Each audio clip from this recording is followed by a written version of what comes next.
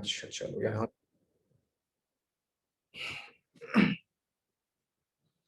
क्या क्या बोल दिए। ओके ठीक है, चलो यहीं से समझ लो।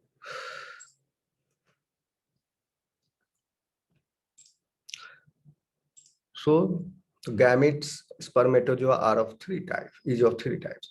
Beak-like acrosome. According to Das, the Indian scientist, full name is S.M. Das. He was a great geologist. According to Das, 1936 में sperms of Herdmania are polymorphic. That is, there are three types of sperms having acrosome either shorter, equal, or longer than head. Okay. So this sperm part is clear to you. Now coming to the ova. Ova or unfertilized eggs are microlethal. Microlethal का मतलब समझ रहे हैं आप लोग? When the amount of yolk is little, okay? So that is microlethal. Are microlethal having distinct animal and vegetal poles? देखिए beauty, देखिए microlecithal egg जब होता है तो वो उसमें योक जो है evenly distributed in the cytoplasm होता है, ठीक है।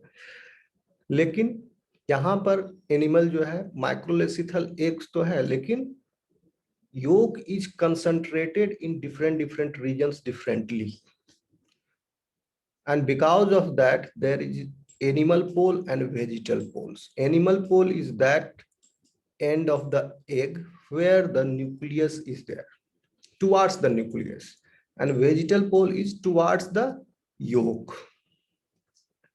So mature ovum is about 0.3 millimeter. अब देखिए कितना अंतर है, ये 0.3 मिलीमीटर है, इसको माइक्रोमीटर में आप बदल दीजिए तो 10 to the power 3 से फिर मल्टीप्लाई कीजिए, यानी 300 माइक्रोमीटर इसका डायमीटर है। और स्पर्म का कितना था? 4 माइक्रोमीटर। और लेंथ है इसका 4 माइक्रोमीटर, डायमीटर और भी कम होगा, 4 माइक्रोमीटर इन लेंथ, इसका डायमीटर ही है 300 माइक्रोमीटर। कितना बड़ा है इसके साइज में? एग होता ही है साइज में बड़ा स्पर्म से। 3 millimetre in diameter, containing N eccentric nucleus, मतलब न्यूक्लियस जो है एकदम सेंटर में नहीं है, ठीक है। Nucleus is slightly deviated towards the periphery. That's why the animal and vegetal pole is there. अगर न्यूक्लियस सेंटर में होता तो पोल नहीं बनते। तो this and is animal pole and this exactly opposite to this animal pole, this end is vegetal pole. This is vegetal pole and this is animal pole. With a prominent nucleolus. This black portion is nucleolus. The egg is surrounded by an inner vitelline membrane secreted by the ovum, which is closely applied to it. This is vitelline membrane just above the plasma membrane. So there is a double membrane here. So plasma membrane तो original है ova का, and in addition to plasma membrane, there is one more membrane, vitelline membrane is attached here. Vitelline membrane is secreted by the ova. This is ova. ओवा के चारों तरफ inner follicular sales है, उसके ऊपर आपका इनर कोरियोन है, inner chorion के ऊपर आउटर कोरियोन मेम्ब्रेन है, आउटर कोरियोन के ऊपर आउटर फॉलिकुलर सेल्स है। Okay, like this the structure is, and outer to it are two chorion membranes. Outer to it of what? Vitelline membrane. ये vitelline membrane के बाहर दो chorion membrane से देखिए, और कोरियोन मेम्ब्रेन का जो स्पेस है दैट इज द, क्या इसका नाम है, पेरीवाइटलाइन, नहीं, perivitelline fluid inside. Okay, two chorion membranes, inner and outer, secreted by follicular cells of the ovary. So this membrane and this membrane, these two membranes are secreted by the follicular cells. तो ये membrane को secrete किया कौन? These are the inner follicular cells. और outer chorion को secrete किया कौन? Outer follicular cells. The space between inner chorion and vitelline membrane is perivitelline space. This is inner chorion and this is vitelline membrane. So this space is perivitelline space filled with perivitelline fluid. The perivitelline space contains a large number of small sized inner follicular cells. These inner follicular cells, as you can see in this picture, are smaller than the outer follicular cells. Outer follicular cells are bigger, inner follicular cells are smaller. Is this picture clear to you? Yes, sir. Yes, sir. Okay. Or test cells. The perivitelline space contains a large number of small sized inner follicular cells or test cells. इसको test cell भी बोलते हैं. तो यही हो सकता है. These cells are involved in producing test, some of which float in the fluid and most of them are attached to the vitelline membrane. Some of these inner follicular cells are floating in perivitelline fluid like these only few of the cells, but majority of the cells are attached to vitelline membrane. These cells nourish the ovum and secrete a chorion digestive enzyme to facilitate hatching. Which cells? These follicular cells only, inner follicular cells, they nourish the ovum. साथ ही साथ पहले तो inner follicular sales जो है Koreans को secrete किया, बाद में फिर इसी कोरियन को हैच डिजॉल्व करने का एंजाइम जो है these produced in these cells. Fertilisation के बाद थोड़ी देर तक डेवलपमेंट होगा and after that egg will hatch. तो हैच करने के लिए कोरियन का टूटना जरूरी है, तो उसके लिए भी digestive enzyme is produced by these cells. Follicle cells are also found attached to outer membrane, outer surface of the chorion membrane. These are the outer follicular cells, and these cells keep the ovum floating in the outer perivitelline fluid. एक perivitelline fluid भी है यहाँ पर. तो ये this बड़ा cells है इसलिए क्योंकि this provides the buoyancy so that it floats. Maturation of ovum occurs in sea water, और ये maturation है sea water के अंदर हो रहा है. Maturation means the formation of finally क्या होगा meiosis में, इसमें क्या होगा meiosis, first meiosis के बाद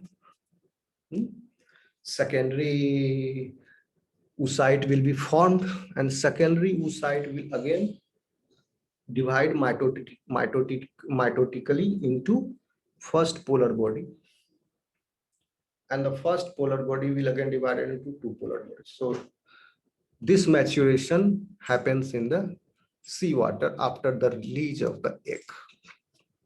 Now fertilization will happen. Fertilization is external always.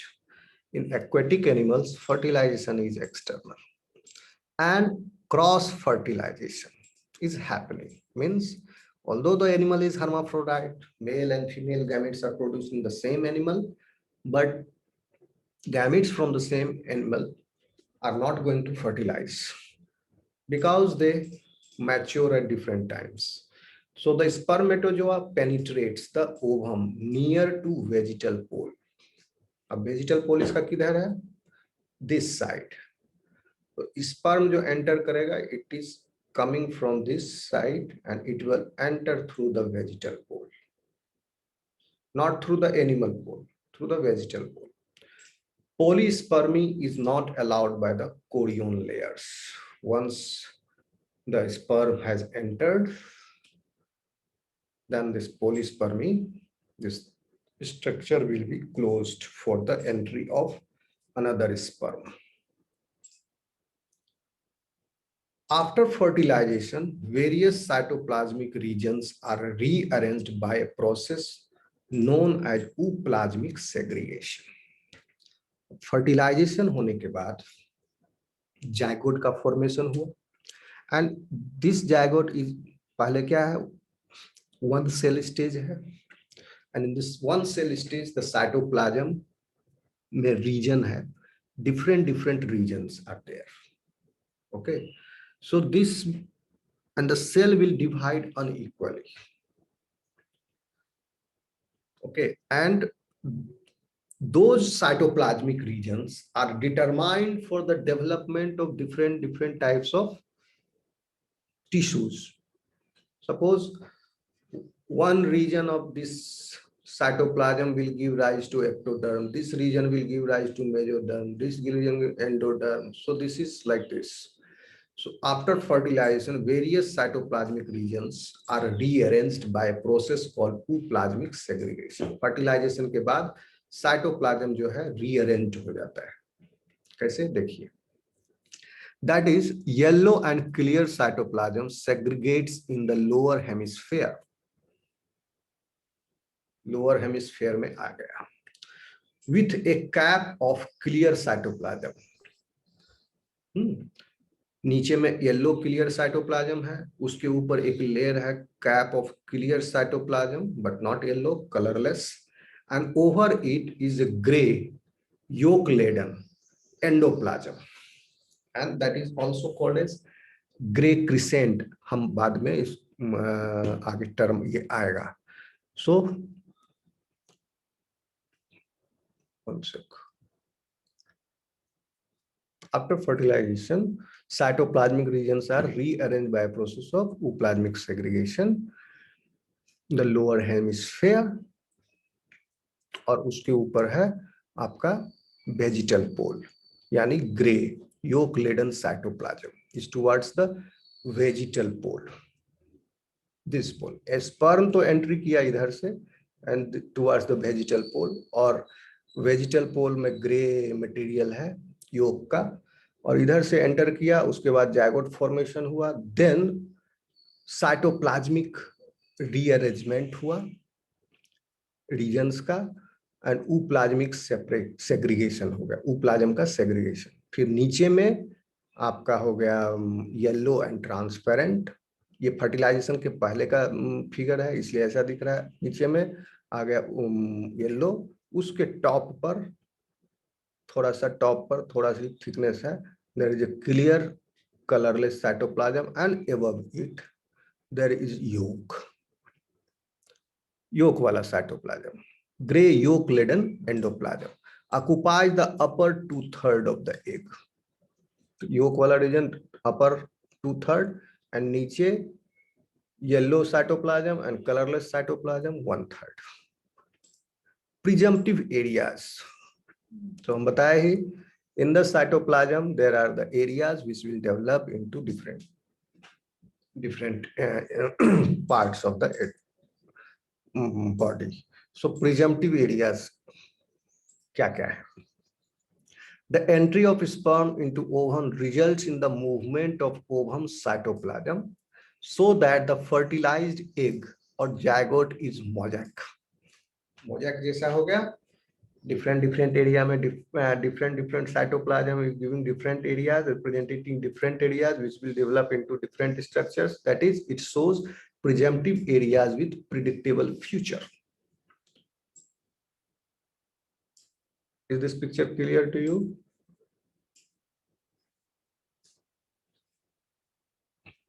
Yes, sir. See, these two are. Yes, sir. These two are. आपका क्या है, ये दो ऊपर में क्या है बताओ तो.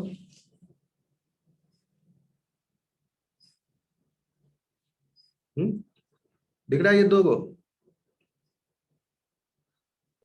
What are these? Animal pole के ऊपर में, एनिमल पोल के साइड. अभी बताए हैं मियोसिस, मियोटिक डिवीजन हुआ, देन ये क्या है, पोलर बॉडीज है. भूल गए हो? मियोसिस माइटोसिस बताना पड़ेगा। पढ़े हो No, मियोसिस sir.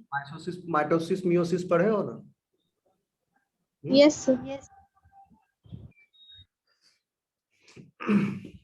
अब देखिए, अपर 2/3 जो है इसमें ग्रे लेडन, अभी इसमें ट्रांसपेरेंट दिखाया, कलर पैटर्न इसका फिगर का ठीक नहीं है इसलिए कंफ्यूजन होगा आपको, लेकिन आप ये समझिए 2/3 जो है ऊपर का 2/3, ये 2/3 लग भी नहीं रहा है, लिखा 2/3 है, लेकिन मान लो इसको 2/3 जो है यहाँ पर आपका क्या है, yolk laden endoplasm.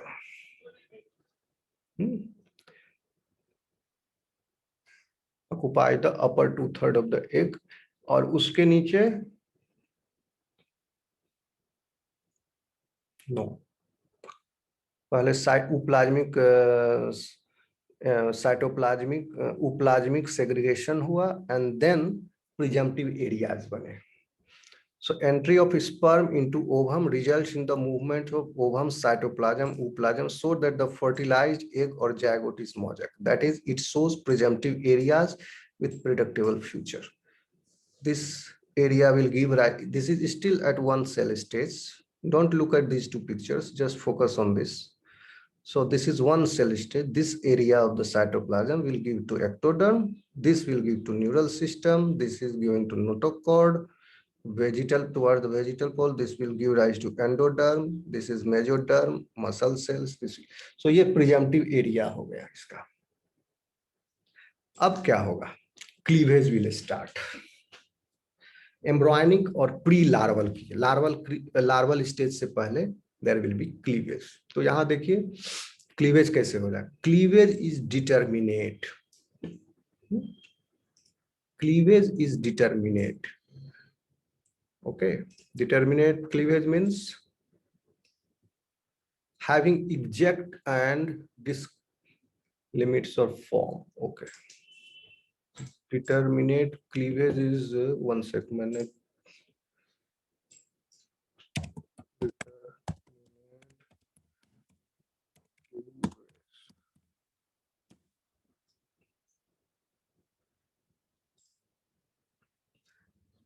Determinate cleavage, also called as mosaic cleavage, is in most protostomes in result in the development fate of the cells being set early in the embryo development. Each blastomere produced by early embryonic cleavage does not have the capacity to develop a complete embryo. Okay. Now, cleavage is determinate means जब division होगा then the cells, जैसे humans में क्या होता है, cleavage होने के बाद blastomeres and each blastomere each cell, जब अभी 64 सेल स्टेज पर है, 32 सेल स्टेज पर भी, 16 सेल स्टेज पर भी, 8 cell, 4 cell, each blastomere can give rise to, if implanted separately by accidentally, अगर उसका रिमूवल हो गया, then blastomeres can give rise to adult human beings. So the blastomeres are the stem cells. Blastomeres are just like the fertilized, each blastomere is behaving like zygote अगर उसको separate कर दिया जाए तो। So that we can see in the case of humans. अगर 64 cell stage तक, अगर 64 cell stage gastrula आया, गैस्ट्रुला से पहले, एंड अगर ह्यूमन डेवलपमेंट में भी दैट सेल स्टेज बाय सब ब्लास्टोमियर्स को अलग करके 64 मदर्स में इम्प्लांट कर दे तो 64 babies will give rights. So but in this cleavage is determinate, means each blastomere is not going to give an adult animal.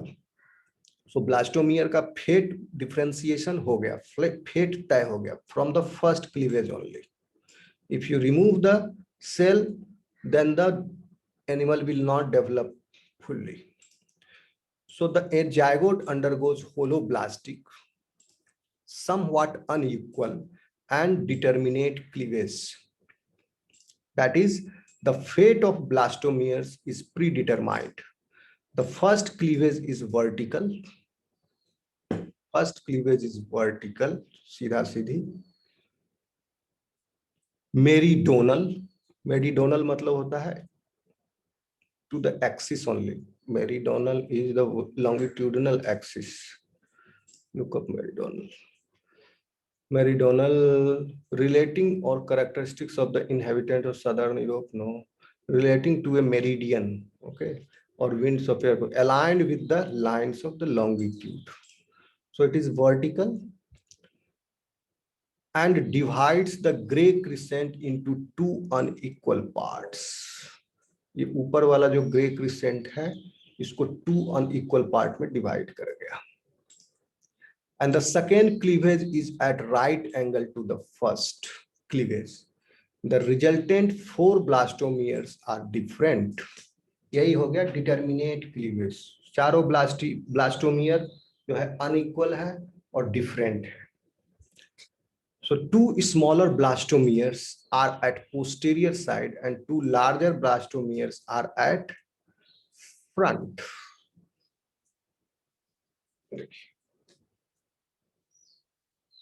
Two larger blastomeres. ये 8 cell stage है, 4 cell stage का photo नहीं दिया है तो समझ में आता. 8 समझिए कि ये फ्रंट में है, लार्जर ब्लास्टोमियर्स फ्रंट में, और उसके पीछे स्मॉलर ब्लास्टोमियर्स है. Two larger blastomeres are at two smaller blastomeres are at posterior side and two larger blastomeres are the front. Only two of these four contain part of the gray crescent. Unequal cleavage है, सिर्फ दो इस blastomere में grey crescent है. Third cleavage is horizontal. Third cleavage के बाद क्या हो गया? 8 सेल स्टेज आ गया. ये 8 सेल स्टेज है horizontal cleavage.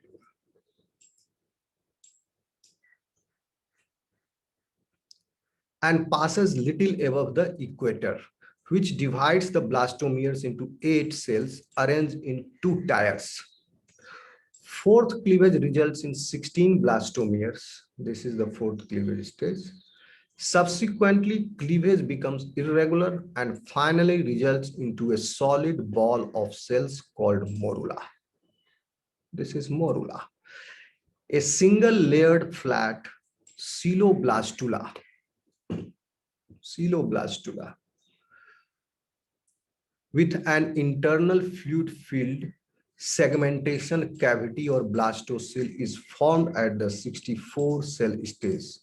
In all, it takes about 110 minutes. 2 घंटा में ये इस स्टेज तक पहुंच गया आफ्टर फर्टिलाइजेशन. सो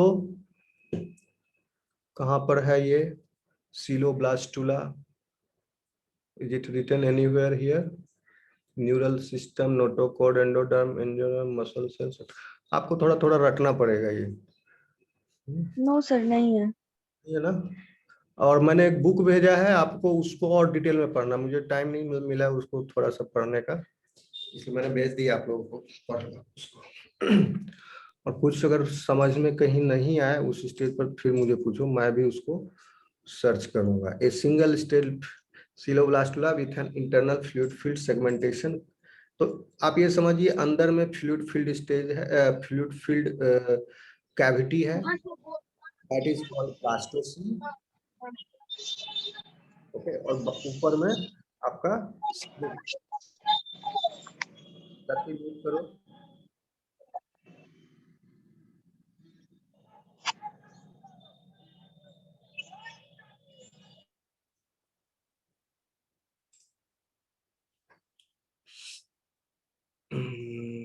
कहाँ थे?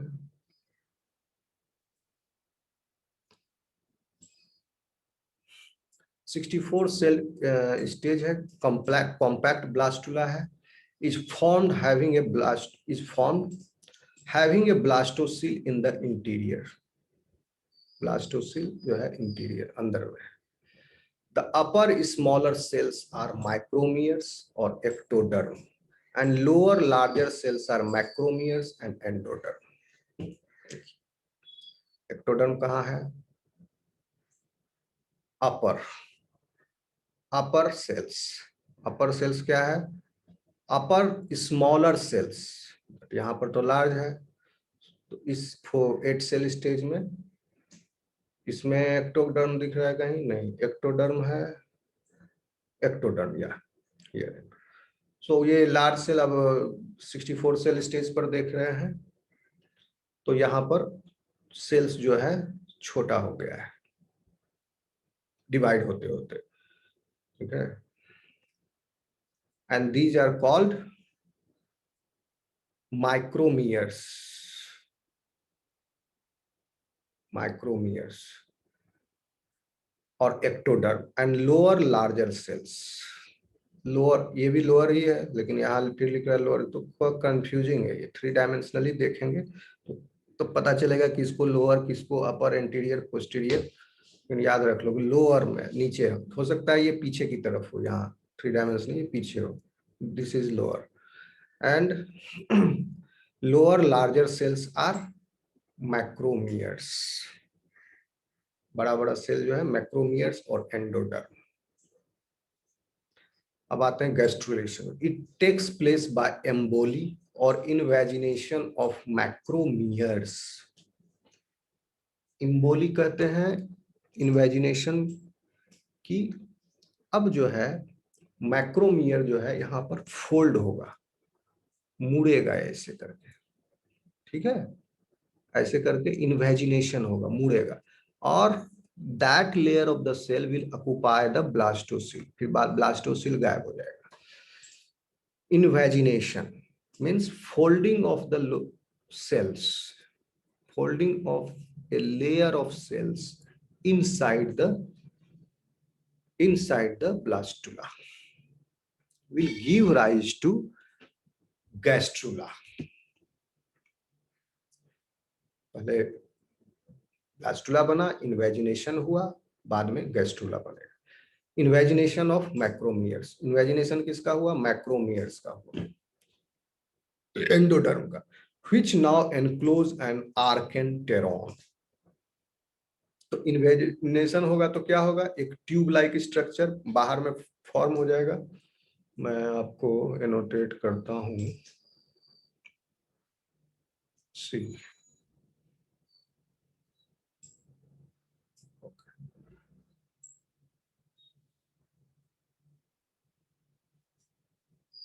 ये इन्वेजिनेशन हुआ, ओके, और यहां पर अब ब्लास्टोसील जो था यहाँ इससे फ्यूज कर गया धीरे धीरे, and now the this tubular, ये जो है ये हो गया आपका आर्केंटेरोन, ठीक है। समझ में आया आपको? Yes sir. Yes, sir.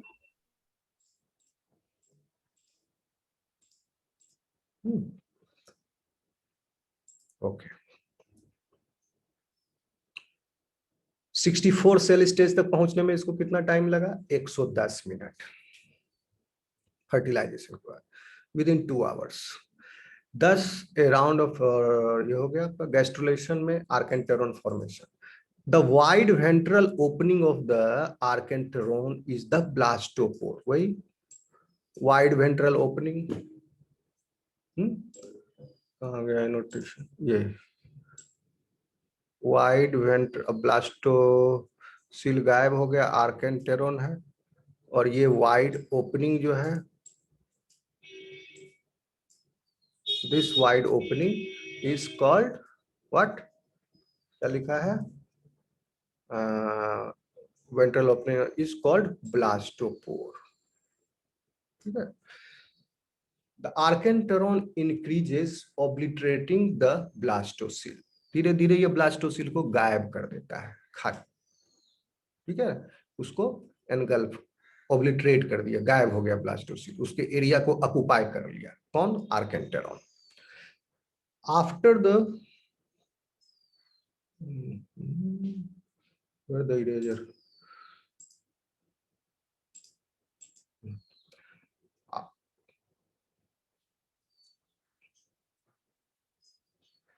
on completion of the gastrulation, the blastopore closes.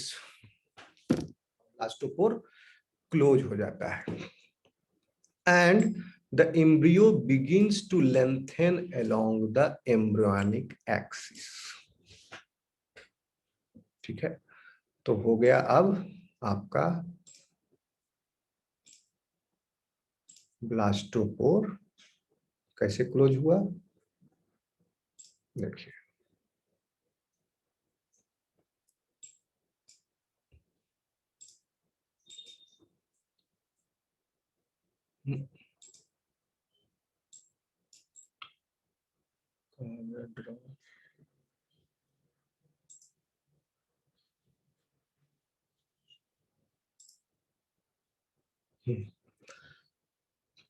On the completion of gastrulation, blastopore closes.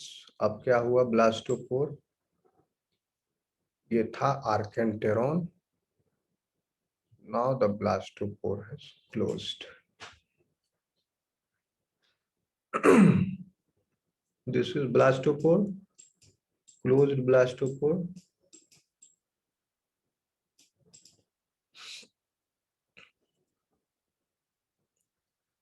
Closes and the embryo begins to lengthen. और embryo जो है अब लंबा होना शुरू हुआ। Lengthen along the embryonic axis. This is the embryonic axis.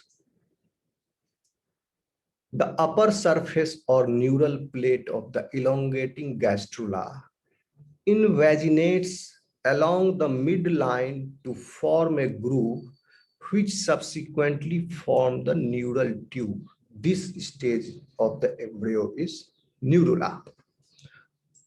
अब क्या हुआ, क्या कह रहा है, ब्लास्ट क्लोज हो गया blastopore, begins to lengthen along the embryonic axis, the upper surface of the neural plate of the elongating gastrula. This is the upper surface. Gastrula invaginates along the midline, फिर हो गया invagination,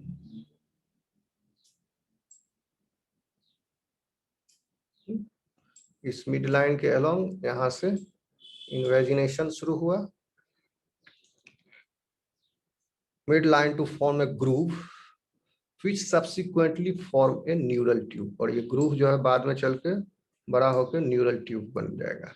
This stage of the embryo is neurula. बाद में neural tube बनेगा, but at this stage only थोड़ा सा ये groove बना, इसी को neurula बोलते हैं। Neurula stage, elongate हुआ, neurula form।